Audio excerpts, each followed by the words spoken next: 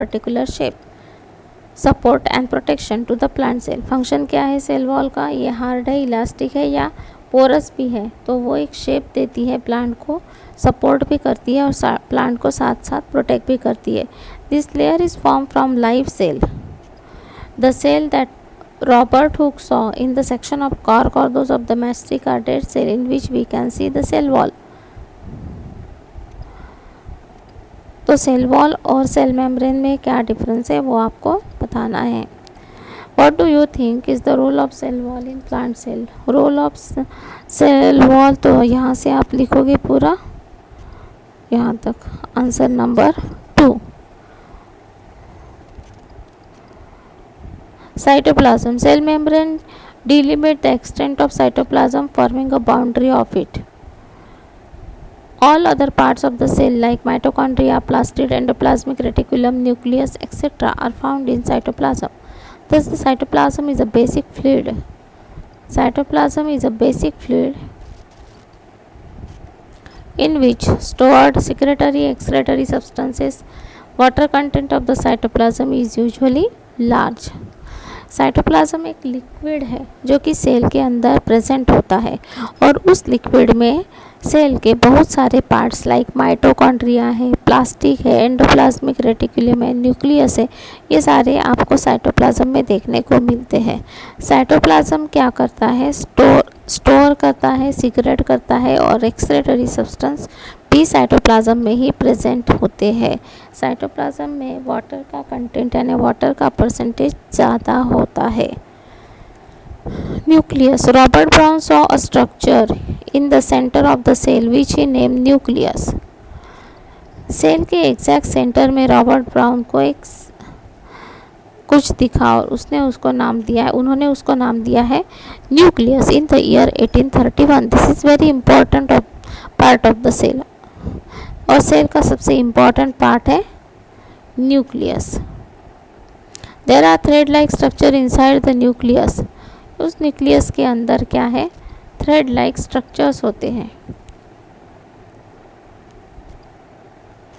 उसको हम बोलते हैं chromatin. They are usually compose of genetic material और वो जेनेटिक मटेरियल से बनते हैं। These appear as rods during the cell division और सेल डिवीजन के समय रॉड जैसे दिखते हैं और उनको हम क्रोमोसोम बोलते हैं। Character from parent are carried to young one by this structure.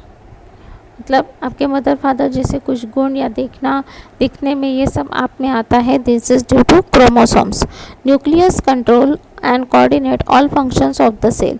Nucleus जो है सारे सेल फंक्शन को कंट्रोल भी करता है और उसका कोऑर्डिनेशन भी मेंटेन करता है, तालमेल रखता है। It also determine the characteristic feature of living organism. We find a bilayered nuclear membrane around the nucleus that is similar to cell membrane. Cell membrane की जैसे ही न्यूक्लियर मेम्ब्रेन होती है बट वो बाइलेयर्ड है, उसमें 2 लेयर्स होते हैं। Nucleus forms a major basis of classification. Organism having a membrane bound nucleus are called eukaryote. जिन सेल में न्यूक्लियस होते हैं उनको यूकारियोट बोलते हैं और जिनमें न्यूक्लियस एब्सेंट रहता है उनको बोला जाता है prokaryote. Endoplasmic reticulum. You will find an extensive network of tube and vesicles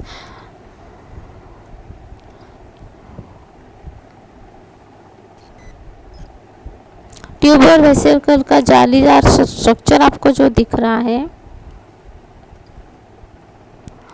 उसको हम बोलते हैं it appears rough at the same place, smooth eight other places. ये जालीदार स्ट्रक्चर क्या होता है? अपीयर स्मूथ, कई जगह हमें स्मूथ दिखता है तो कई जगह ये कैसे होता है? बहुत rough. The figure also shows rough and smooth endoplasmic reticulum. Rough endoplasmic reticulum has ribosomes. Rough endoplasmic reticulum में ribosomes on its surface and help in the synthesis of protein. Protein की सिंथेसिस के लिए ये वो help करते हैं। Smooth endoplasmic reticulum help in the synthesis of fats. Substances formed with the help of endoplasmic reticulum are constantly involved in the process of membrane repair and synthesis. जो चोट लग जाती है उनका रिपेयर करने का काम कौन करता है? ये एंडोप्लाज्मिक रेटिकुलम। दो विच cellular part can material be transported from nuclear membrane to the cell membrane. Golgi bodies. These were the first described in the year 1898 by Camillo Golgi. Camillo Golgi ने इनको डिस्क्राइब किया पहली बार, इसलिए उसका नाम हुआ Golgi bodies. These are membranous bag-like structure. These are some fluid vesicles along its edges around it. ये कैसे है? तो बैग-like structure है और उनमें क्या भरा रहता है? fluid vesicles उसकी एजेस में.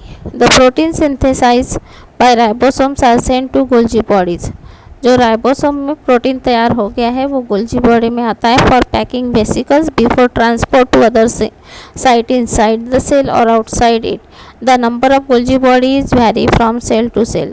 गोल्जी बॉडीज़ की संख्या सेल टू सेल चेंज होती है. Secretory cell often have large number of them. और जो सिक्रेटरी सेल्स होते हैं उनमें ये संख्या बहुत ज़्यादा होती है. Next is lysosome. Lysosome these are some lethal substances present in the cell that have the ability to digest the entire cell.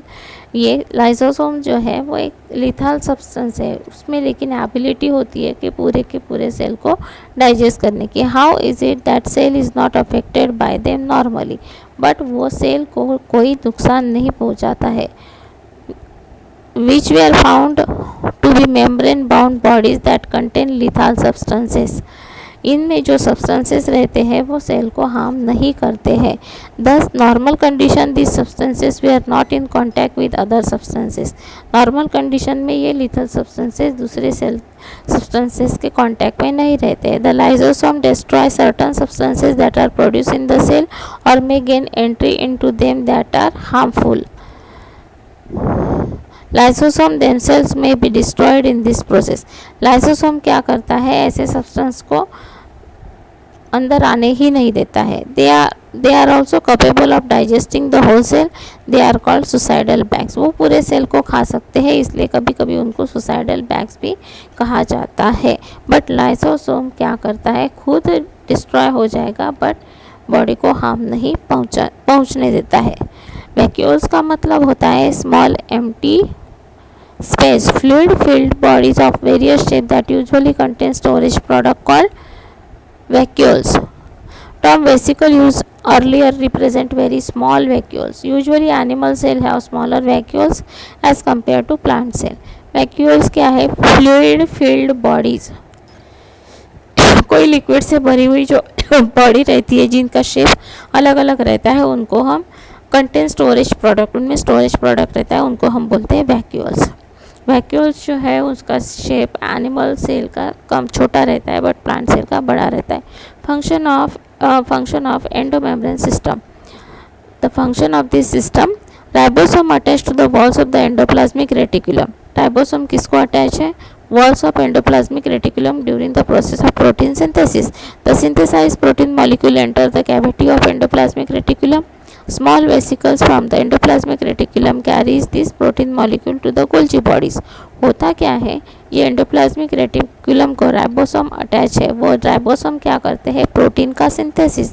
जब प्रोटीन का सिंथेसिस हो जाता है तो वो प्रोटीन मॉलिक्यूल्स क्या होते हैं? एंडोप्लाज्मिक रेटिकुलम में कैविटी के थ्रू एंटर होते हैं और ये small vesicles form the endoplasmic reticulum.